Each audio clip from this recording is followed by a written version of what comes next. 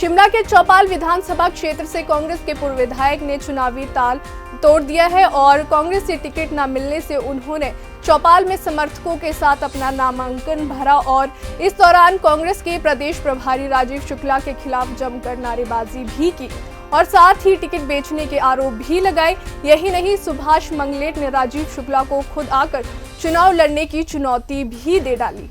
सुभाष मंगलेट ने कहा कि उन्होंने कांग्रेस से टिकट के लिए आवेदन किया था, लेकिन कांग्रेस ने ऐसे व्यक्ति को टिकट दी जिसने 2017 के चुनाव में भाजपा का साथ दिया और इस बार सर्वे के आधार पर टिकट बांटने की बात कही जा रही है, लेकिन सर्वे पूरी तरह से फर्जी था। उन्होंने कांग्रेस प्रभारी राजीव शुक्ला पर भी गंभीर आरोप लगाए और कहा कि राजीव शुक्ला नेता नहीं है, मैनेजमेंट कॉर्पोरेट जगत के नेता है। वे बिजनेसमैन अच्छे हो सकते हैं, लेकिन नेतागिरी और पार्टी चलाना उनके बस में नहीं है। वे निष्ठा से काम नहीं कर रहे हैं और कांग्रेस के बड़े नेताओं को गुमराह करने का काम कर रहे हैं। वे हेलीकॉप्टर से नीचे नहीं उतरते और 5 स्टार होटलों में ठहरते हैं। कांग्रेस पार्टी को नुकसान पहुंचाने का काम कर रहे हैं। उन्होंने कहा कि कांग्रेस उम्मीदवार द्वारा 2017 में उनके खिलाफ काम किया गया और कांग्रेस ने उन्हें उम्मीदवार बना दिया।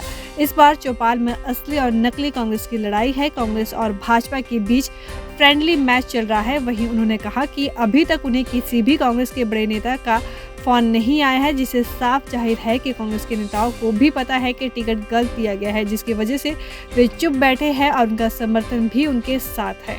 इस बात का एक्सपीरियंस है क्योंकि अन्य प्रदेशों में कार्य में जाके कर चुका हूँ।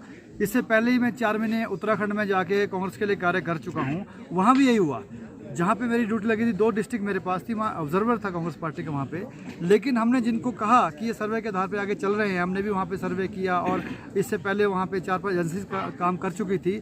लेकिन बाद में क्या हुआ, वो सर्वे की रिपोर्टें जो अच्छी थी या जो सही थी उन्हें बाद में कहीं ना कहीं नीचे कर दिया गया और बाद में मैनेजमेंट की जो टीमें आई सर्वे की या जहाँ पे कहीं फेवर करना होता है किसी लीडर ने किसी को या कोई और सिस्टम से टिकट देना होता है, तो वहाँ पे इन्होंने एक फेक मोहर बनाई होती है सर्वे की। वो किसी 2-3 फर्जी कंपनी लगाई होती है सर्वे की, वहाँ पे फटाफट वहाँ मोहर लगाते कि ये सर्वे में आगे उसको दिखाया, को टिकट दिया, उसने टिकट ही वापस कर दिया।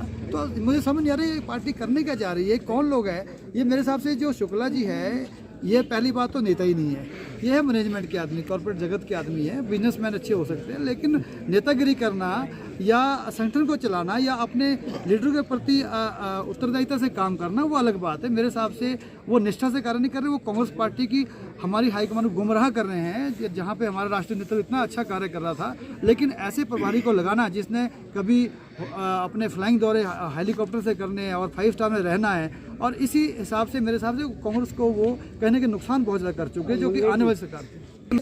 आपने कहा दूसरा कि हमने आरोप लगाया, मेरे से पहले जो विधायक बलबीर सिंह वर्मा जी हैं, ये उनने कम से कम मीडिया में 10 बजे आपको बोल दिया कि मैं बड़ा धन्यवादी हूँ उन मित्रों का जो लोग मुझे जो इसमें लाए, जब मुझे कोई नहीं जानता था उन मित्रों ने मेरा सहयोग किया, वही मुझे लेके आए हैं और मुझ पे उनका कर्ज है। और आज अगर वो मेरे सामने लड़ेंगे भी तो हम भाईचारे में लड़ेंगे।